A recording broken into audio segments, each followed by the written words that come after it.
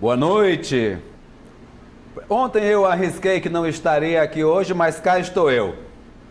E hoje sou guerreiro, assim como todo cidadão brasileiro que quer o bem do seu próximo.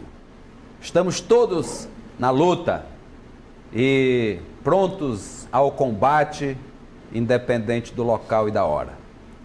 E é com essa força e com essa vontade que a gente deveria atuar nesse nosso Brasil tão coberto pelas águas, vendo o sofrimento de nossos irmãos paulistas. Muitos perderam tudo naquela enchente tenebrosa que vem ocorrendo. Pessoas muito bem estabelecidas perderam 50 anos de trabalho. Outras pessoas que lutam pelo pão do dia a dia perderam o pouco que têm. E nós aqui em São Luís, que somos acostumados a viver este inverno rigoroso, de muita chuva na nossa região quase amazônica, na nossa pequena ilha de Upaon-Açu, nós aqui também enfrentamos os nossos problemas, os buracos de rua, as crateras, os carros quebrados, a falta de paradas de ônibus, e percebemos que a luta do nosso povo também é grande, do nosso povo maranhense.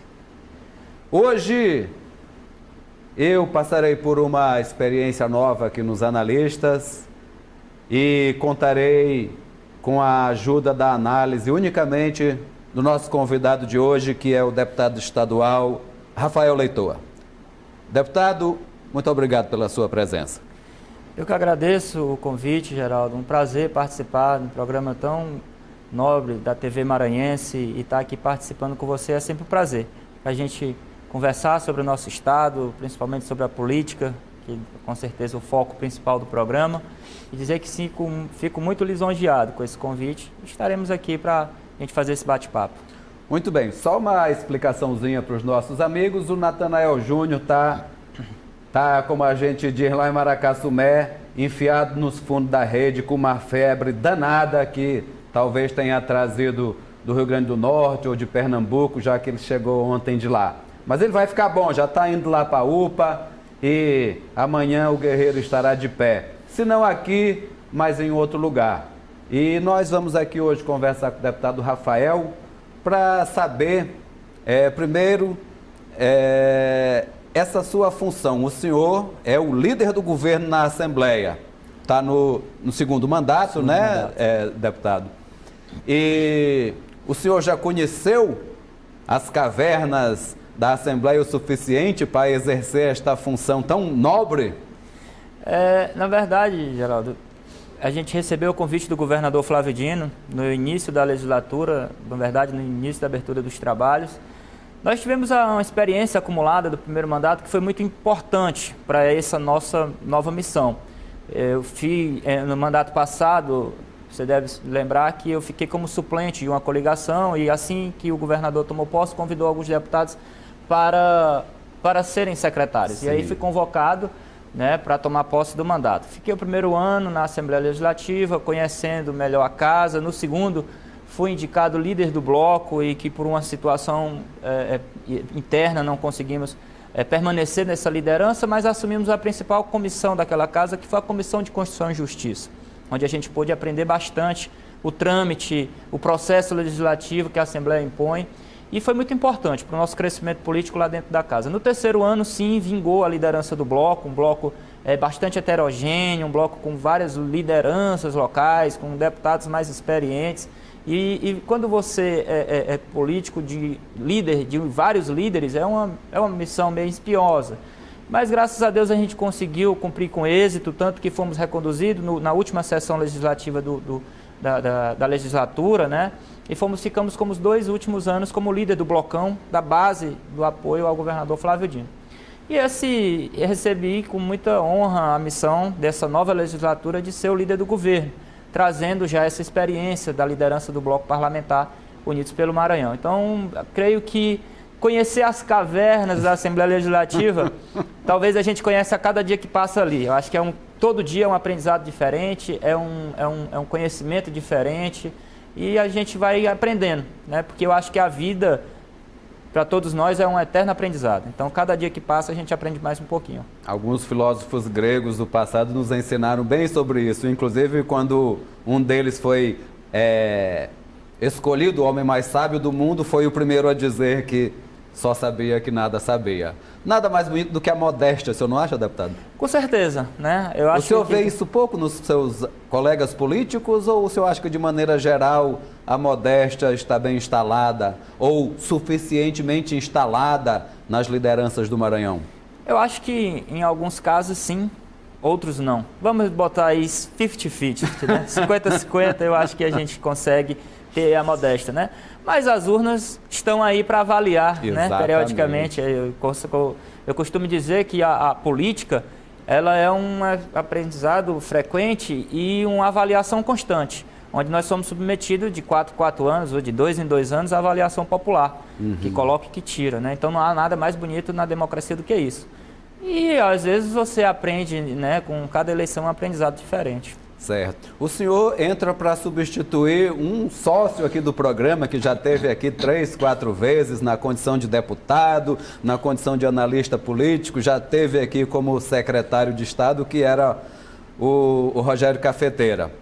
Ele pegou um osso duro de roer lá, que foi a deputada Andréia Murá, que é um osso que não se mostrou tão duro, tanto é que não se reelegeu, mas ela era brigona. Para o senhor sobrou lá agora o Adriano, né, o primo dela, e o deputado César Pires, numa das primeiras sessões, se não me engano, a primeira. O deputado, inclusive, teve um entreveiro com o deputado Duarte Júnior. Inclusive, os dois já vieram aqui dar a sua versão do caso. Como é que o senhor viu aquilo? O senhor interferiu?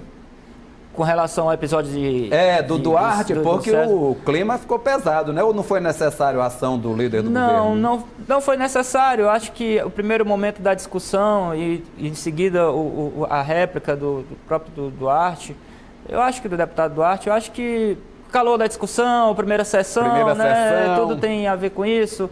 E deputado César Pires muito experiente também, o deputado Duarte, deputado muito inteligente.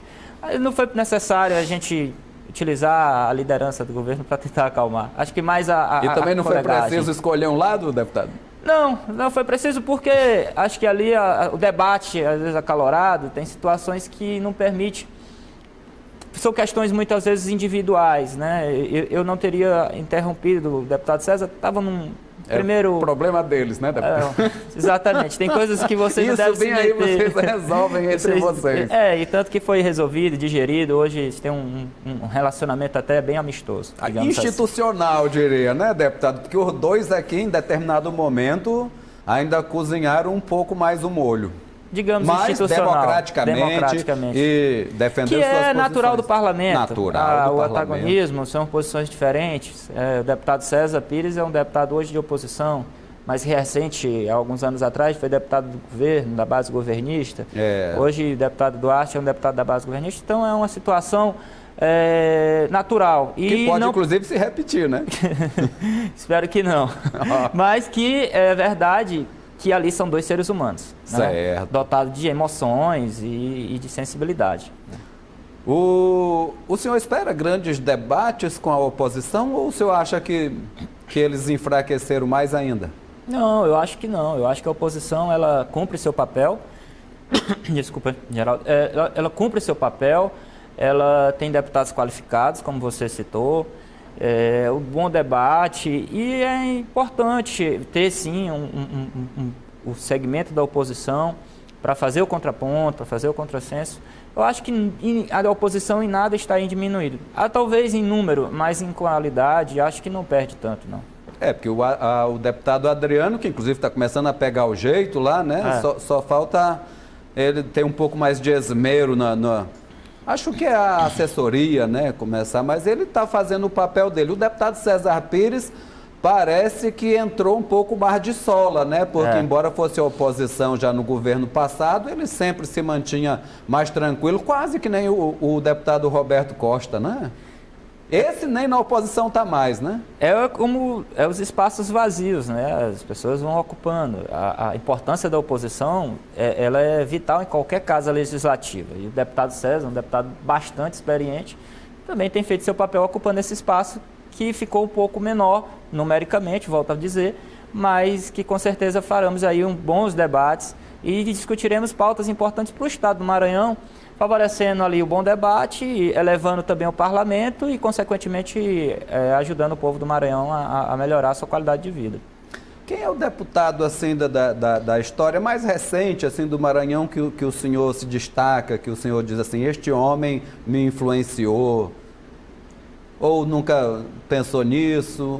O senhor se coloca como um político, um homem de grupo, deputado, ou o solo, como alguns grandes políticos, porque existem grandes políticos, tanto aqueles que agem em grupo, quanto aqueles que são homens de, por exemplo, o ex-governador Cafeteira.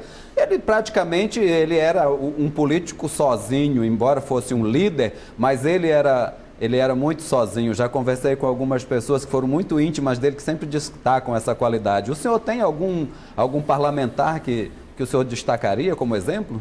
Não, eu acho que o nosso estado tem vários parlamentares de destaques, inclusive dessa geração de 35, 40, 45 anos que tem se destacado. Você viu o caso do deputado Everton, né, que não era deputado federal, era suplente, conseguiu tomar posse como deputado federal, se reelegeu bem reeleito e conseguiu aí ser agora eleito senador da República com quase 2 milhões de votos. Foi construído isso. Né? Você vê aí construído várias lideranças, você vê o próprio deputado Bira do Pindaré, que teve uma candidatura de senador, que conseguiu aproveitar o espaço, foi para a Assembleia Legislativa, cresceu, foi para ser deputado federal, uma eleição quase 100 mil votos.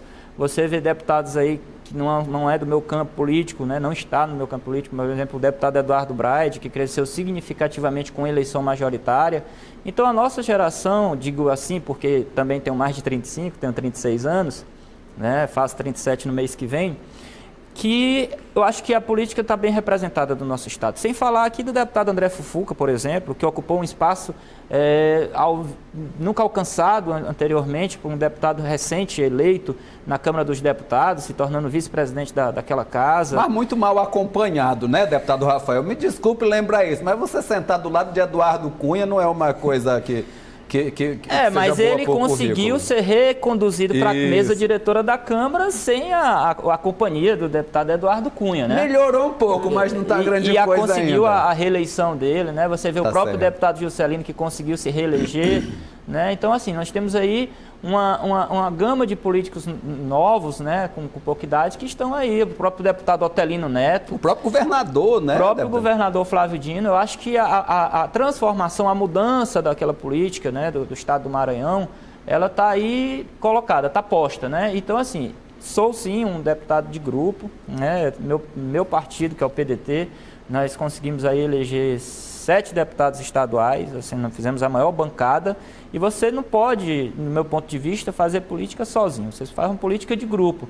Em nenhum lugar, ninguém faz política sozinho, ninguém é candidato de si mesmo, é uma coletividade, até porque se eu estou deputado, é porque tiveram tantos outros suplentes que ajudaram a construir aquele bolo para que a gente pudesse eleger aquele número de deputados, né? Então, o grupo parlamentar, aquela coligação, elegeu 26 deputados. E não esquecer esse aglomerado de políticos que fez com que os 26 pudessem hoje estar na titularidade do mandato. Então, não acredito nessa política que seja de forma individual. Eu acho que a política mais consistente e focada é a política de grupo, ainda mais do meu histórico político, né? Sou sobrinho de um grande líder político do estado do Maranhão, que é o Chico Leitor, que sempre teve um lado nesse estado, né? E que muitas vezes foi perseguido por isso, por nunca ter apoiado ou ser aliado da família Sarney. Nós sempre fomos adversários, porque nós sempre tivemos um lado. Então, eu trato a política dessa forma. Eu acho que o político tem que ter lado, tem que ter suas convicções, mas, acima de tudo, tem que ter lado e tem que ser de grupo político, né? Tem que ter o viés. Muito bem. A gente faz a nossa primeira paradinha e volta em seguida com o deputado Rafael Leitor.